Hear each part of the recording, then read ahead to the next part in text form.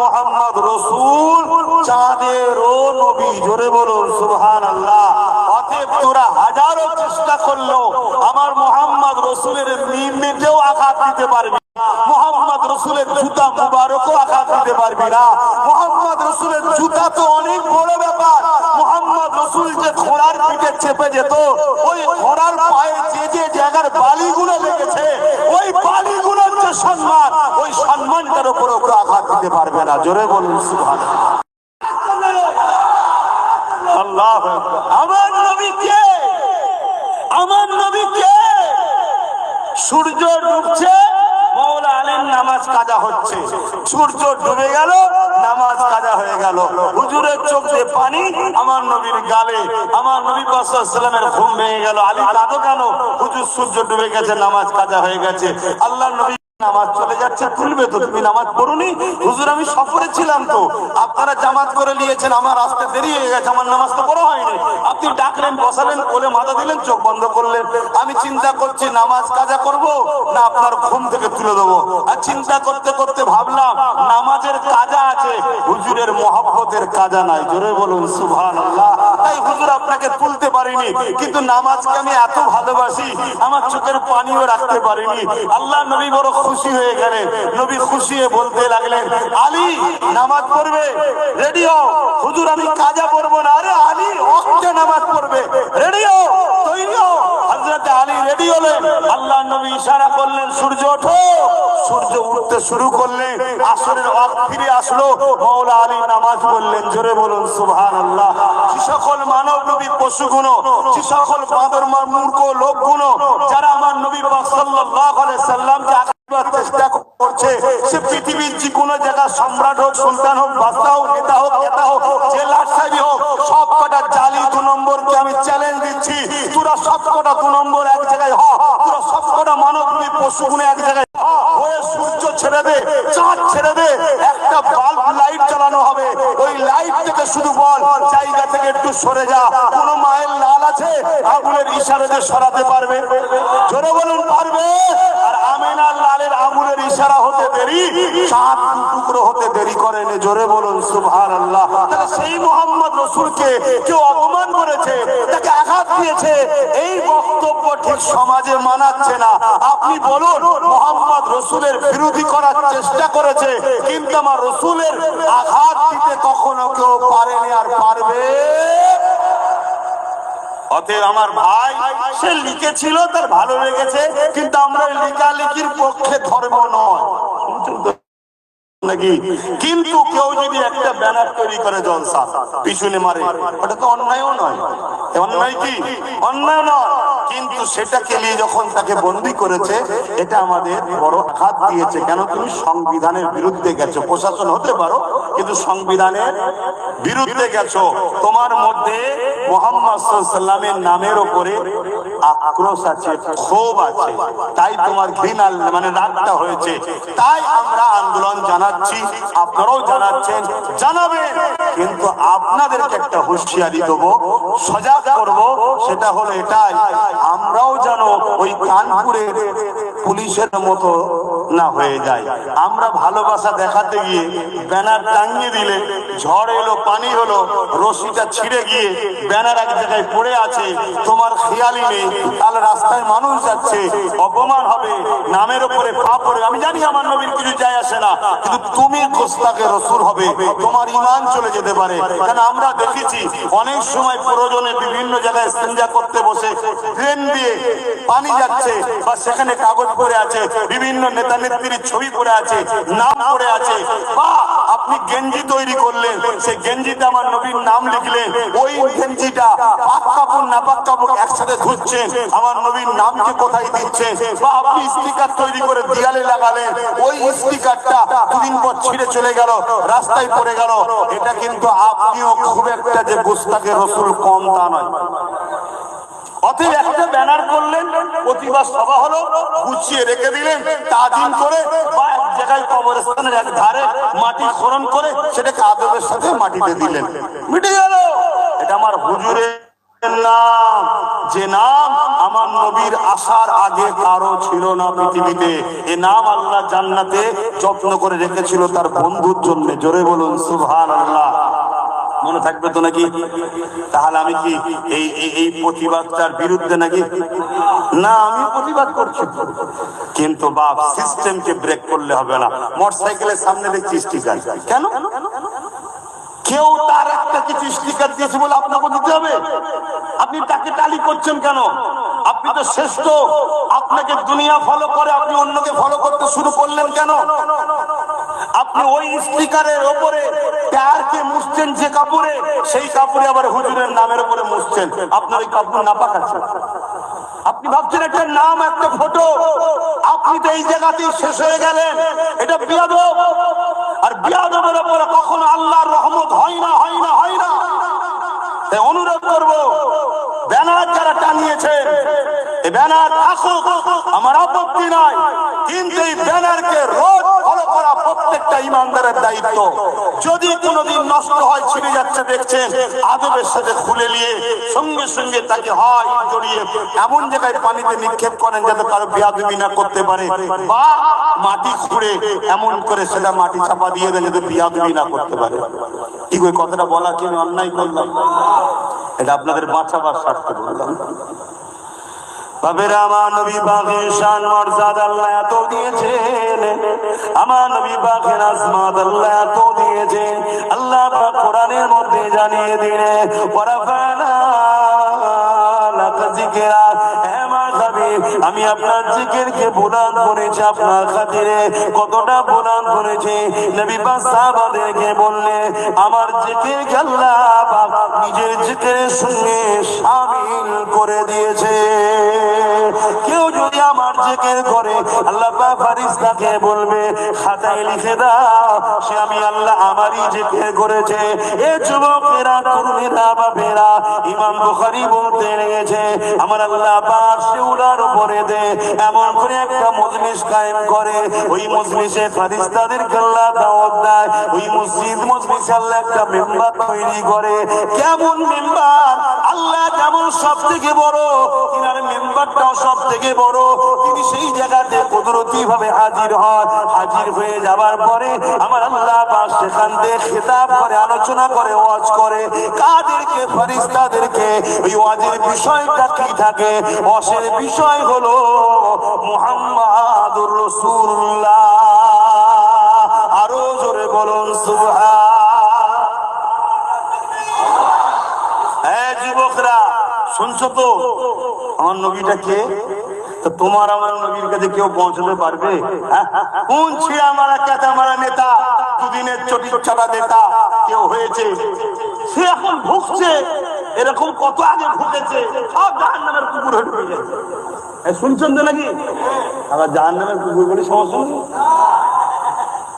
সমস্যা তাদের হবে যারা ওই কোয়ালিটি। আমার হুজুরের উপরে যে আঘাত দেবে হবে। দাদা হুজুর রহমাতুল্লাহ আলাইহির একটা কথা বলতেন এসে গেছে যখন, দাদা হুজুর পীর কেবলা রহমাতুল্লাহ আলাইহি, কি অসুবিধা? এই দাদা হুজুর আমাদের তো নাকি, তাহলে আমরা আমাদের লোকের কথা বলবো, যাদের না শুনতে হবে না।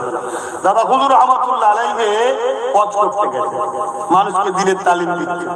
খুব বিস্তার নতুন নতুন, আগের সময় খুব বিশ ছিল তো একটা দুটো, আর জলসায় বসে বসে একজন একটু পাকাম করছে, ইয়ার কি করছে, হাসছে, কত মিনিট বদমাইশি করছে। দাদা হুজুর রহমাতুল্লাহ আলাইহি তিনার মুরিদদেরকে বলেছে, আর সে মুরিদ তো আপনাদের মতো নয়, সে মুরিদ তখন আপনাদের মতো নয়। এখন তো মুরিদ কি খারাপ লাগে নাকি বলবো? এখন তো নাকে তেল দিয়ে ঘুমোচ্ছে, হুজুরদের গোষ্ঠী তুলে গাল দিচ্ছে দিকে যায়। আমার তো মাসে মাসে তেল আলু পেঁয়াজ আসে, আবার কি না, মুড়ি দেখে বলা হয় না। আমি বলছি না আপনি হাত গুটিয়ে নেবিয়ে পড়েন, কিন্তু অন্যায়ের বিরুদ্ধে দু কথা বলা দরকার আছে না নাই? তাও যদি না পারেন, সময় আসলে যারা হুজুরদের সমালোচনা করে, উলামাদের সমালোচনা করে, সময় আসলে তাদেরকে ছেড়ে ফেলে দেওয়া দরকার আছে না নাই? এটা মাথায় রাখা দরকার।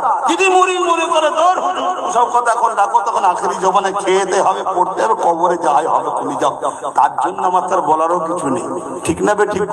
শেষ সময় হলে বোঝা যাবে বলি। তবে মনে রাখবেন, আল মারউ মা মান আহাব্বা, দুনিয়ায় যে যাকে ভালোবাসবে পরকালে সে তার সঙ্গে থাকবে। যদি মনে হয় মুজাদ্দেদ জামানের আওলাদের সঙ্গে থাকলে পরকালে কামিয়াবি তাদের সঙ্গে উঠা হবে, তাহলে থাকুন। আর যদি মনে হয় এসব জাহান্নামে যাবে, বর্তমান ঘুষখোর, জেনাখোর, গাঁজাখোর, চোর, কি বলে তেরপল চোর, চাল চোর, আলু চোর, পেঁয়াজ চোর, চোর চোর বাদ দেয় না, এবং সমাজ আছে না, যদি মনে হয় এদের থাকলে এরা জান্নাতে আগে যাবে, তাহলে তাদের সঙ্গে থাকুন না। কে মানা করছে রে বাবা? শুনছেন তো নাকি? কিন্তু আমার কথাটা সত্যটা জানিয়ে দিই, এই অসুবিধা হয়ে গেল নাকি? মন খারাপ? শোনেন, দাদা হুজুর দিয়ে চলো হজ করছেন, করতে করতে আর হঠাৎ করে ওইদিকে নজর পড়েছে, দেখতে ছেলেটা খুব বিয়াদবি করছে, ডিস্টার্ব করছে। দাদা হুজুর বললেন, বাবা ওর কি হয়েছে একটু দেখতো। বাবা কি বলেছে? ওর কি হয়েছে একটু দেখতো। দেখতো বলেছে, মুড়িদ মারতে মারতে মেরে ফেলেছে। শুনছেন তো নাকি? ভিড় একটা দুটো দিকে একটা দুটো চারটে আরে যদি 50 জন থাকে আর 1 কেজি যদি গোশ রান্না হয়, সবাই যদি একটু চেকে দেখি থাকবে আর হাজার হাজার লোক। তখন যাতে ঘন ঘন জলসা নয়, দেখা যাবে হয়তো একটা অঞ্চলে কি একটা ব্লকে একটা জলসা, পীর সাহেবের সমুখ জায়গায় লক্ষ লক্ষ লোক জড়ো হচ্ছে, ঠিক না বেঠিক? আর এখন এই পাড়ায় পাড়ায় সিপাড়ায় আজকে আমার কাজে করলি, কালকে আমাদের গ্রামে আসবো, তখন বসবো, এরকম ব্যাপার হয়ে গেছে। তো ওই এই বিয়াদব একটা করতে করতে আল্লাহর হুকুমও ছিল মরণ কপালে, ও শয়তান মরে গেছে। দাদা হুজুর বলছে, কি রে বাবা, তোর তো দেখতে বললাম, কি করলি? হুজুর হয়ে গেছে শেষ। দাদা হুজুর বলছেন, বাবা তোর তো দেখছি, তো যা, যে পুঁতে দিকে যা। কি বললেন? পুঁতে দিকে যা। মানুষ হলে, আজকাল মানুষ হলে সমালোচনা করত, একটা লোক মারাই যদি বা গেল, আবার বলো পুঁতে দে, একটু বলতেও পারলো না, যা জানাজা পরে কবর টবর দিকে যা, সমালোচনা। দুনিয়াদার তো আমরা এখন, আগেকার মুড়িরা অত দুনিয়াদার ছিল না, তোমাদেরই দাদরা বাবা, তোমাদেরই দাদরা। এখন লোক বলছে দুনিয়া তারাক্কি করেছে, মোবাইল হাতে, আমরা বড় সব জেনে গেছি, জেগে গেছি। কিচ্ছু নয়, প্রত্যেকটা ঘরে ওষুধের দোকান তৈরি হয়েছে, প্রত্যেকটা বাড়িতে অশান্তি আশা তৈরি হয়েছে। কিন্তু আগেকার সময়ে হয়তো 1 ডজন কাপড় ছিল না, একটা কাপড় ছিল, কিন্তু স্বামী স্ত্রীকে না দেখে থাকতে পারতো না, স্ত্রী স্বামীকে না দেখে থাকতে পারতো না, একবেলা হয়তো খেতে পেত না, কিন্তু একে অপরকে ছাড়া 1 মুহূর্ত থাকতে পারতো না। আর এখন কি হচ্ছে বলুন? খোদার মার আমাদের উপর শুরু হয়ে গেছে। আমরা নিজেকে খুব চালাক মনে করছি, শান্তি কোনো পাবলিকের হাতে নাই। আর বাজারে ওই 10 টাকা দিয়ে কেনার নাম শান্তি নয়। শান্তি পাওয়া যায় তো বাজারে, ওটার নাম শান্তি নয়। শান্তি এখানে সুকুনের নাম, এটা আল্লাহর কুদরতি হাতে আছে। তো যাক, আমি যে কথা বলছি ভাইরা আমার, দাদা হুজুর রহমাতুল্লাহ বললেন যাবো, দিকে যেতে দিয়েছে। একটা দুটো লোক আরো থাকে তো নাকি ভেতরে সেজে গুজে, বেরিয়ে গিয়ে চুপি চুপি তখন ইংরেজ প্রশাসনকে খবর দিয়েছে, প্রশাসনকে খবর দিয়েছে যে এই এই এই এই ব্যাপার। আর দাদা হুজুরকে তো সব ভালোভাবে চেনে রে বাবা। আরে দাদা হুজুরের 4র্থ প্রজন্ম, আমাকেও চেনে না, চেনে না, খুব ভালোভাবে চেনে। দাদা হুজুরকে চিনবেন, এটা হতে পারে? তার দোহাই দিয়েই তো আমাকে চেনে। তার সঙ্গে সঙ্গে একদম পুলিশ ফোর্স, প্রচুর ফোর্স এসছে, কেন জানে যাকে তাকে যেচ্ছি। যদি আমার বাড়ি যদি রাত্রিরে 2500 আসতে পারে, দাদা হুজুরের ব্যাপার বুঝতে পারছেন তো নাকি? প্রচুর ফোর্স এসছে, এসে বলছে ফুরফুরে হযরত, শুনলাম আপনার ভক্ত মুরিদদের মধ্যে কেউ একজন কাউকে মেরে ফেলেছে ভিড়ের মধ্যে, যদি স্বীকার করে তাকে তাকে আমরা ধরে নিয়ে চলে যাব, আর না হয় কিন্তু আমরা আরো বড় ব্যবস্থা নিতে বাধ্য হব। দাদা হুজুর বললেন, বাবা ইংরেজ প্রশাসন, আমি আবু বকর আমার ভক্ত মুরিদদেরকে এই শিক্ষা দিইনি যে মানুষ মেরে ফেলবে। আমার ভক্ত মুরিদ কখনো মানুষ মারতে তার আওলাদ কখনো যাকে তাকে জাহান্নামের কুকুর বলতে, এটা মাথায় রাখবেন। বিশ্বাস, আবার বললাম বিশ্বাস যদি থাকে জুড়ুন না কেটে পড়বে। তো ভাইরা আমার, কিছু দেখি কিছু দেখায় আল্লাহ, তারপরে অনেক কিছু বলা হয়। এলেম দুই ধরনের, একটা স্কুল মাদ্রাসা কলেজে পাওয়া যায়, আর একটা সুরাইয়া নামক তারা আছে, সেখান থেকে আল্লাহর পক্ষ থেকে আসে। এর চেয়ে বড় আর বলা যাবে না, অসুবিধা আছে। তো যে জায়গায় বললাম, ওই যে লোকটা বলে দিয়েছে, সে দেখছে পুলিশ এখন রয়েছে, এখন শিকার হয়ে গেলে অসুবিধাই বা কি আছে, আমার কিছু করতে পারবে না। সে বলছে না, এখানে এখানে এখানে পুঁতেছে, এখানে কবর দিয়েছে। দাদা হুজুর বললেন খোলো। ইংরেজ প্রশাসনরা সব যা ছিল ফেলছে ফেলতে, যা সিস্টেম সবকে খুললো, খুঁড়ে দেখছে একটা কালো সোর পড়ে আছে। বললেন না নাউজুবিল্লাহ, কালো সোর পড়ে আছে। ইংরেজ প্রশাসন মাথা থেকে পা পর্যন্ত দাদা হুজুরের দেখছে, দেখে সর্বনাশ, এই লোক তো সাংঘাতিক লোক না। মানুষ মেরেছে সত্য কথা, কিন্তু এই লোক সাংঘাতিক লোক। রিপোর্ট ভুল নয় ঠিক, কিন্তু এই লোকটা যাতা লোক নয়। অতএব সূরাতে সকলে সেদিন যদি মানুষ মরার পরে সোর কবরে হয়, আজকের দিনও সূরাতে সকলে আপনি দেখছেন মানুষ তার আখলাক চরিত্র, কথাবার্তা, উঠা বসা, লেনদেন, তার কর্মজীবন, তার সমাজ জীবন, তার সংসার জীবন, তার রাজনৈতিক জীবন, তার পরিবার জীবন, তার প্রতিবেশী জীবন, তার আত্মীয়তা জীবন, সব দেখতে হবে আপনাকে। আপনি তাকিয়ে দেখুন, সে শুধু সূরাতে মানুষ, তার উঠা বসা, চাল চলন, কাজ কাম, কথাবার্তা একটাও মানুষের সঙ্গে মিলছে না। আপনি তাকে মানুষ বলছেন কি করে? কথা মাথায় ঢুকছে না, ঢোকে না? মানুষ কখনো হিংস্র হতে পারে না, মানুষ কখনো খুন করতে পারে না, মানুষ কখনো জুলুম করতে পারে না, মানুষ কখনো ছিনিয়ে নিতে পারে না, মানুষ কখনো কেড়ে নিতে পারে না, মানুষ কখনো অপরের খাদ্যকে নিজের খাদ্য বলে কেড়ে নিতে পারে না।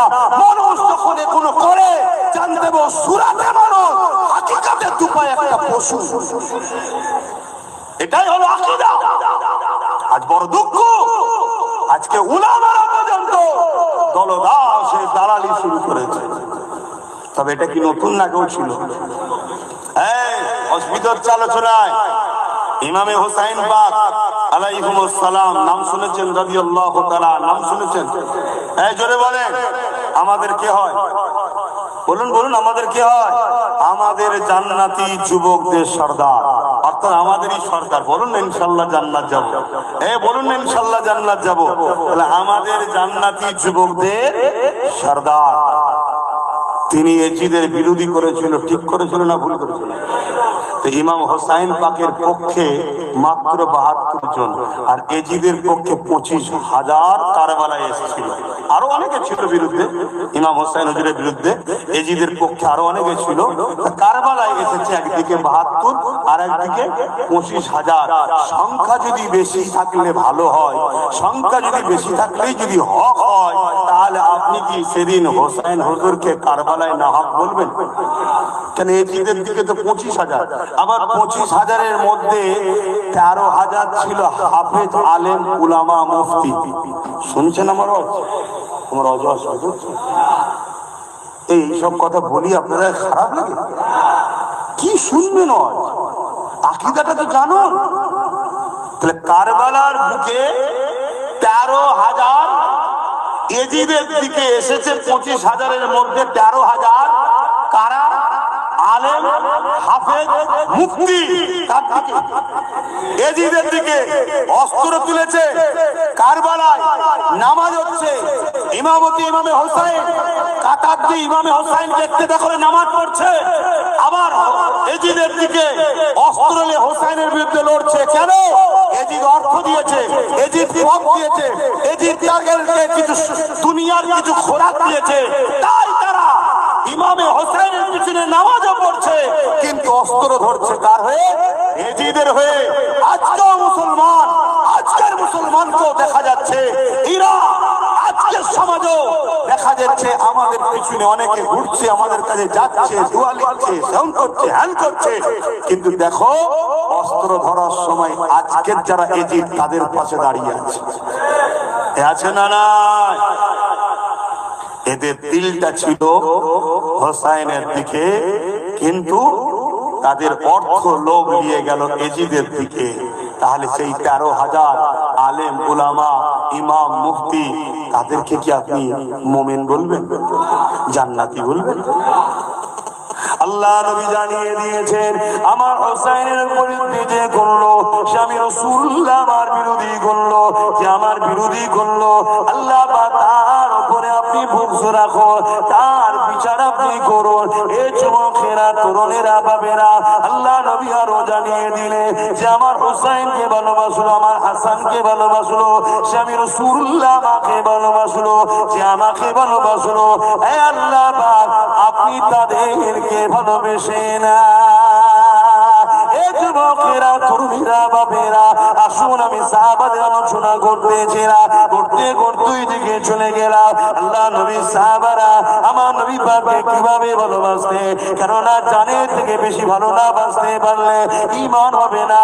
লা ইউমিনু আহাদুকুম হাত্তা কুনা হাব্বা ইলাইহি বিওয়ালিদিহি ওয়া ওয়ালাদিহি ওয়ান নাসি আজমাইন। যতক্ষণ পর্যন্ত তোমরা ঈমানদার হতে পারবে না, যতক্ষণ পর্যন্ত তোমাদের জমি জায়গা ঘর বাড়ি টাকা পয়সা বন্ধ হলো, এমনকি জানের থেকে বেশি আমি রাসূলুল্লাহ আমাকে ভালো না বাসতে পারবে, ততক্ষণ তোমরা ঈমানদার হতে পারবে না। আল্লাহ নবী যখন এই কথাটা বললেন, ওই মজলিসে ওমর ফারুক বসেছিলেন, তিনি বলতে লাগলেন, ইয়া রাসূলুল্লাহ হাবিবাল্লাহ, আমি আপনাকে সব কিছু থেকে বেশি ভালোবাসি, ইল্লা মিন নাফসি, জানের থেকে না। আল্লাহ নবী বললেন, ওমর রে, জানের থেকে বেশি ভালোবাসতে হবে। এই সময় ওমর ফারুক বলতে লাগলো, ইয়া রাসূলুল্লাহ হাবিবাল্লাহ, আমি দাওয়া দিয়ে দিলাম আমি আমার জানের থেকে বেশি আপনাকে ভালোবাসি। আরো জোরে বলুন সুবহান। আজ আপনাদেরকেও বলছি, দুনিয়াদারি করতে হবে, নিষেধ নাই, কারবার করতে হবে। হিন্দু হোক, আদিবাসী হোক, সাঁওতাল হোক, বাগদি হোক, যেই হোক, মানুষ মানুষের সঙ্গে মিশবেন, লেনদেন করবেন, কারবার করবেন, ব্যবসা করবেন, একসাথে পড়াশোনা করবেন, সংসার করতে হবে, আত্মীয়তা করতে হবে, রাজনীতি করতে হবে, সবটাই করুন, নিষেধ নয়। কিন্তু যখনই দেখবেন যার সাথে আপনি বন্ধুত্ব, লেনদেন, সম্পর্ক, ব্যবসা, আত্মীয়তা, সংসার, সে যদি আপনার নবীর বিরুদ্ধে বা ইসলামের বিরুদ্ধে যায়, সঙ্গে সঙ্গে তার থেকে নিজেকে সরাতে হবে, আর নয় ডিভোর্সে গেলে। শুনছেন তো নাকি? সে যদি আপনার বাবা হয়, সে যদি আপনার পরিবার হয়, সে যদি আপনার স্বামী সন্তান হয়, সে যদি আপনার নেতাও হয়, সে যদি আপনার বিজনেস পার্টনারও হয়, আর নয় ভাই তোমার সাথে, কেন তুমি আমার ঈমানে হাত দিয়েছো। কথা মাথায় ঢুকছে তো নাকি? এটা মাথায় রাখবেন। যদি এই জায়গায় তুমি বেরিয়ে আসতে না পারো, আল্লাহর পরীক্ষায় তুমি ফেল হয়ে গেলে। আল্লাহর পরীক্ষায় ফেল হয়ে গেলে। একজনের সঙ্গে তুমি দীর্ঘ 10 বছর ধরে উঠা বসা করছো, লেনদেন করছো, বা তোমার দুনিয়াবি কোনো সম্পর্ক আছে, হঠাৎ করে সে একদিন হঠাৎ করে বলল এমন কিছু কথা, যে কথাটা তোমার ইসলামকে আঘাত দিয়ে, তোমার কোরআনকে আঘাত দিয়ে, তোমার নবীকে আঘাত দিয়ে 10 বছরের সম্পর্ক, তুমি যদি ওই জায়গায় তাকে ছেড়ে সঙ্গে সঙ্গে বেরিয়ে না আসতে পারো, জানবে তোমাকে আল্লাহ যে পরীক্ষা দিয়েছিল, এই পরীক্ষায় তুমি ফেল, কামিয়াবি আর নাই। আমি কি বুঝাচ্ছি, বুঝছেন তো নাকি? বাবেরা, জওয়ানেরা, নামাজ অবশ্যই পড়তে হবে, রোজা অবশ্যই রাখতে হবে, মালদা জিয়াকে যাকাত অবশ্যই দিতে হবে, মালদা জিয়াকে হজ অবশ্যই করতে হবে, মা বাবাকে সম্মান অবশ্যই করতে হবে, বড়দেরকে সম্মান, ছোটদেরকে স্নেহ করতে হবে, এতিমের হক দিতে হবে, স্ত্রীর হক আদায় করতে হবে, স্বামীকে সম্মান ভালোবাসতে হবে, সন্তানদেরকে লালন পালন করতে হবে, দুনিয়ায় হালাল ইনকাম করতে হবে, সব কিছুই করতে হবে। কিন্তু রাসূলুল্লাহকে সব কিছুর উপরে প্রাধান্য দিয়ে, আল্লাহ দ্বীনকে সব কিছুর উপরে প্রাধান্য দিয়ে, কোরআনকে সব কিছুর উপরে প্রাধান্য দিয়ে, কেননা তোমার রব আল্লাহ তোমাকে দুটো চোখ দিয়েছে, দুনিয়ার কেউ দেয় রে। তোমার রব আল্লাহ তোমাকে দুটো হাত দিয়েছে, দুনিয়ার কেউ দেয় রে। তোমার রব আল্লাহ তোমাকে দুটো পা দিয়েছে, দুনিয়ার কেউ দেয় রে। তোমার রব আল্লাহ তোমাকে আশরাফুল মাখলুকাত মানুষ বানিয়েছে, দুনিয়ার কেউ দেয় রে। তোমার রব আল্লাহ তোমাকে জমিনে এখনো বাঁচিয়ে রেখেছে, জানটা তিনি দিয়েছে, রেজেক তো কোনো একটা বাহানা আছে, রেজেক দিবার মালিক হলো আল্লাহ, ইজ্জত সম্মান দিবার মালিক হলো আল্লাহ। তাই বলে যায় দুনিয়া জমিনে চলতে গিয়ে যখন তোমার আত্মীয়র সাথে, তোমার বন্ধুর সাথে, তোমার নেতার সাথে যদি দিনকে নিয়ে টক্কর হয়ে যায়, কেউ যদি বলে দিল্লি কি আন্দোলন করো, মসজিদ মাদ্রাসার আন্দোলন এখানে চলবে না, কেউ যদি বলে কোরআন শেষ হয়ে যাবে, আমার উন্নতি শেষ হবে না, এইরকম যদি টক্কর তোমার দিনের সাথে হয়ে যায়, মনে রেখে দিও তুমি যদি জান্নাতের আশা করো, আখিরাতের আশা করো, তুমি যদি ইমানদার নিজেকে প্রমাণ করতে চাও, মনে রাখবে এটা তোমার আল্লাহ পাকের পরীক্ষা। নচেত জালিমের মুখে কথা কেন বেরোলো, এটা তোমার আল্লাহ পাকের পরীক্ষা। এই জায়গায় যদি তুমি ওই জালিমকে কখনো ধরে রাখো, তাহলে তুমি মুনাফিক হয়ে গেলে, তুমি ইমানের জায়গায় পিছিয়ে গেলে। তুমি যে বলেছিলে জানের থেকে নবীকে বেশি ভালোবাসি, এই জায়গাটা মিথ্যা হয়ে গেল। আজ যে জানের থেকে নবীকে বেশি ভালোবাসতে পারলো না, আল্লাহ নবী জানিয়ে দিলে তার মধ্যে ঈমান নাই, আর যার মধ্যে ঈমান নাই সে কখনো জান্নাত যাবে না। তাই বলে দিয়ে যায় ঈমানকে বাঁচান, ঈমানকে বাঁচান। দুনিয়া দুদিনের জিন্দেগি, আজ আছে কাল নাই, আজ আছে কাল নাই, কে কখন মরবে কেউ জানে না। মনে রাখবেন আমার আল্লাহকে ভয় করে, আল্লাহর উপরে ভরসা করে, পৃথিবীর কোন শক্তি নাই আপনাকে মিটিয়ে দিতে পারে। আরো জোরে বলুন সুবহান।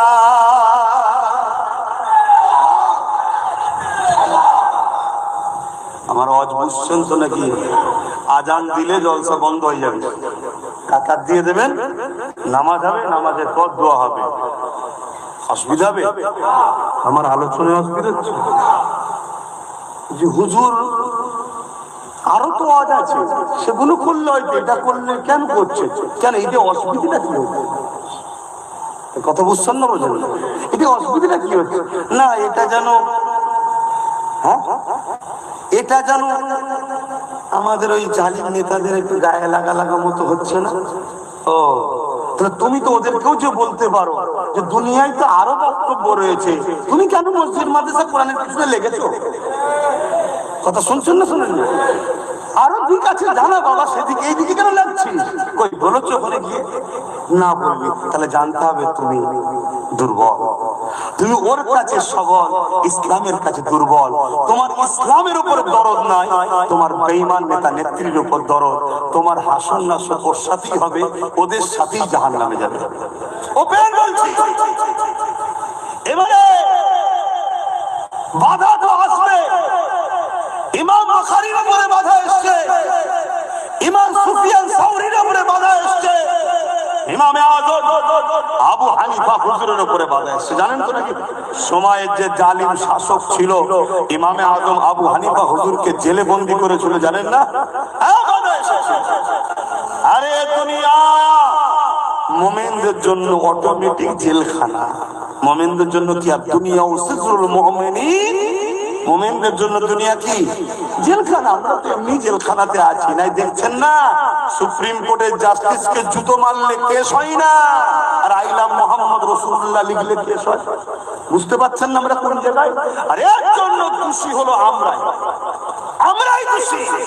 আমরা ৭৭ বছর ৭৯ বছর ধরে পরের বাপকে বাপ বলি, শুধু একবারও ভাবিনি যে আমার ছেলেটা কি করে বড় হবে, আমার ছেলের কি হবে, আমার ছেলের কি হবে।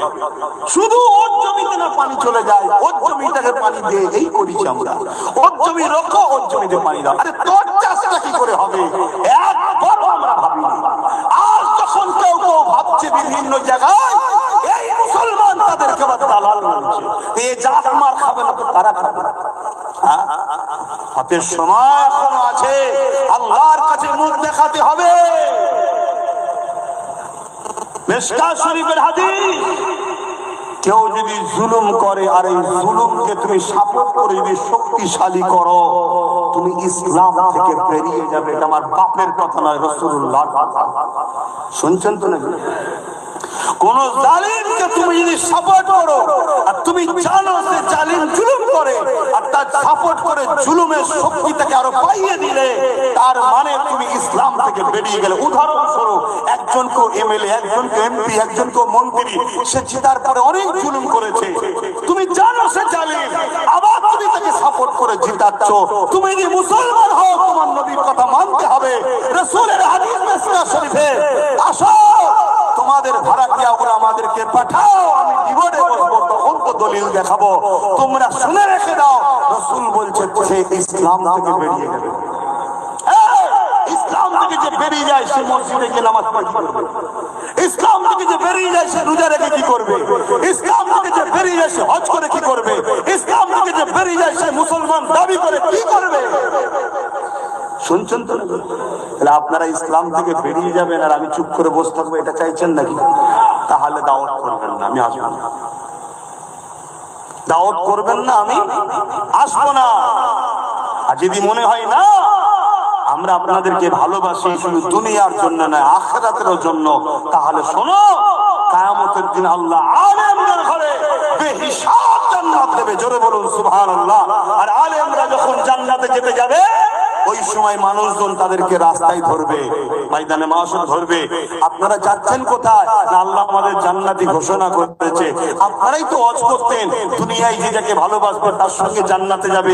আমরা তো আপনাদেরকে ভালোবাসতাম। ও আব্বাস সিদ্দিকী, তুমি নবীর দিনের জন্য যখন ডাকতে আমরা বেরিয়ে পড়েছিলাম, যখন রাসূলের জন্য ডাকতে আমরা বেরিয়েছিলাম, যখন ইনসাফ নাই সত্য ইনসানিয়াতের জন্য ডাকতে আমরা সাড়া দিয়েছিলাম। এই সাড়া দিতে গিয়ে কত জেল খাটতে হয়েছে, কত মার খেতে হয়েছে, কত ঘর ভেঙে দিয়েছে, কত জুলুম হয়েছে, কত অধিকার কেড়ে নিয়েছে, সব সহ্য করে তোমার সাথ দিয়েছিলাম। কেন তুমি হকের পক্ষে সাথ দিয়েছো?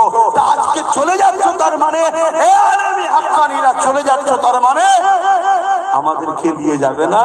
তখন তারা বলতে লাগবে যে হ্যাঁ অবশ্যই ঠিক বলেছো। তারা ফিরে এসে আল্লাহর আরশ আজিমের নিচে সিজদায় পড়ে বলবে, আল্লাহ আমরা দুনিয়ায় আপনার নবীর কথা শোনাতাম, আল মারউ মা মান আহাব্বা। আজকে যারা আমাদেরকে ভালোবাসতো তারা রয়ে গেছে, তাদেরকেও আমাদের সাথে জান্নাত দেন না। আল্লাহ নবী বলছেন এক খানচাই বসে যদি কেউ আলেমের সাথে কেউ থাকে সেও যাবে জান্নাতে। জোরে বলুন সুবহানাল্লাহ। এবারে প্রশ্ন রইল, এই আলেমটা কারা? তুমি আমি যাকে আলেম মনে করছি সে আলেম নয়, আল্লাহ যাকে আলেম মনে করে। আল্লাহ কোন আলেমের কথা বলেছে? যে মুখ খুলবে আল্লাহর জন্য, কথা বলবে আল্লাহর জন্য, অর্থাৎ রাসূলের জন্য, মানে আল্লাহর জন্য। কথা বুঝে আসছে? হ্যাঁ, আল্লাহ আল্লাহু আকবার। এই আলেমকে বলা হয় হাক্কানি আলেম। কেউ মুখ খুলে যদি বলে আমাদের দাদা দিদিকে একটু দেখতে হবে, এর কথা বলেনি। শুনছেন তো নাকি? এটা মাথায় ঢুকাও। আজকে আব্বাস সিদ্দিকীর বিরুদ্ধে কথা বলছে, আর যখন রেশনের মাধ্যম দিয়ে শিরকের খাবার বাড়ি বাড়ি পাঠিয়ে মুশরিক বানাচ্ছিল, এই উলামারা তখন কথা বলেছিল? এরা কারা? কথা মাথায় ঢুকছে না? ঢোকে না? হ্যাঁ, আমি যেমন আমার ভালোবাসার লোকগুলো তেমন বলছে শয়তান। কিচ্ছু ভুল বলে না, ঠিক বলেছে। হতে পারে সাধারণ ঘরের ছেলে, হতে পারে সাধারণ মাদ্রাসার চৌকটে পা দেয়নি, কিন্তু আমার কাছে বসে বসে শিখছে। এটাও তো একটা মাদ্রাসা। এই বলছি এটাও তো মাদ্রাসা। আমিও তো কারো কাছে পড়ে পড়ে শিখেছি। 100% শয়তান। এরা আল্লাহর জন্য কথা বলে না, এরা মানুষকে ঈমান বাঁচাবার জন্য কথা বলে না, এরা শিরকের হাত থেকে মানুষকে বাঁচাবার জন্য কথা বলে না, এরা সামান্য ভিক্ষার জন্য মুশরিকদের পক্ষে কথা বলে, দ্বীনের দুশমনদের পক্ষে কথা বলে। নিঃসন্দেহে এরা শয়তান, শয়তান, শয়তান। আপনাদের কোনো সন্দেহ আছে? যদি সন্দেহ থাকে তো শয়তানের সাথে থাকবে যান। যদি সন্দেহ থাকে শয়তানের সাথে থাকবে যান। কথা মাথায় ঢুকছে না? ঢুকে রে? এগুলো হচ্ছে আখিরি জামানা। আখিরি জামানায় হাতের তালুতে আগুন রাখার থেকেও ঈমান বাঁচানো বড় কষ্ট। আখিরি জামানা আল্লাহ নবী জানিয়ে দিলেন, আখিরি জামানায় আসমানের নিচে জমিনের উপরে সব থেকে নিকৃষ্ট হবে একদল উলামা। না, শুধু উলামা বললে মানে একদল উলামা। সব উলামা বললে তো ঈমান চলে যাবে। আলেম হাক্কানীদেরকে হেনত করলে কুফরি হয়। একদল উলামা জমিনের উপরে আসমানের নিচে যারা হবে সব থেকে নিকৃষ্ট। এ যুবকেরা, তরুণেরা, বাপেরা, এই নিকৃষ্ট উলামাদেরকে চিনবেন কি করে? আপনারা সাধারণ মানুষ, খেটে খাওয়া মানুষ, দিন মজুরি মানুষ, শিক্ষিত মানুষ, আপনারা বুঝবেন কি করে? আপনাদেরকে আমি সাধারণ ভাবে একটা ছোট্ট টপিক দিয়ে যায়, যেমন সোনা চেক করতে গেলে কোনটা অরিজিনাল কোনটা ডুপ্লিকেট, এর জন্য কষ্টি পাথর লাগে। তাই কে মুমিন আলেম কে মুনাফিক আলেম এটা চেনার জন্য আপনাদেরকে একটা কষ্টি পাথর দিয়ে যাচ্ছি। ওই কষ্টি পাথরটা হলো দুনিয়া জমিনে যে উলামাদের পক্ষে দেখবেন জালিম শাসকরা বিরুদ্ধে রয়েছে, যে উলামাদের বিরুদ্ধে জালিম শাসকরা রয়েছে, মনে রাখবেন ওই উলামা হলো হাক্কানি। আর যুগে যুগে যুগে যে উলামা গুলো দেখবে জালিম শাসকের সঙ্গে মিশে রয়েছে, জালিম শাসকের পক্ষপাতিত্ব করছে, এরা হলো দুনিয়াদারি উলামা, এরা হলো ইবলিস শয়তানের উত্তরসূরি, এরা হলো শাররুল উলামা পুরাইয়ালে।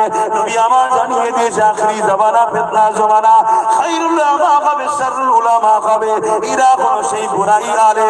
আর একটা নমুনা আপনাদেরকে বলে দিয়ে যায়, যে উলামার ওয়াজ শুনছে, ওয়াজ শুনতে শুনতে দেখবেন যে উলামা আপনাকে নবীর সঙ্গে জুড়তে চাইছে, যে উলামা আপনাকে নবীর মাকাম বোঝাচ্ছে, যে উলামা আপনাকে নবীর আজমাত বোঝাচ্ছে, যে উলামা আপনাকে নবীকে নবী নবী নবী নবী নবী জানাচ্ছে। অর্থাৎ সব জায়গায় নবীকে দরকার। তোমার সংসার জীবনে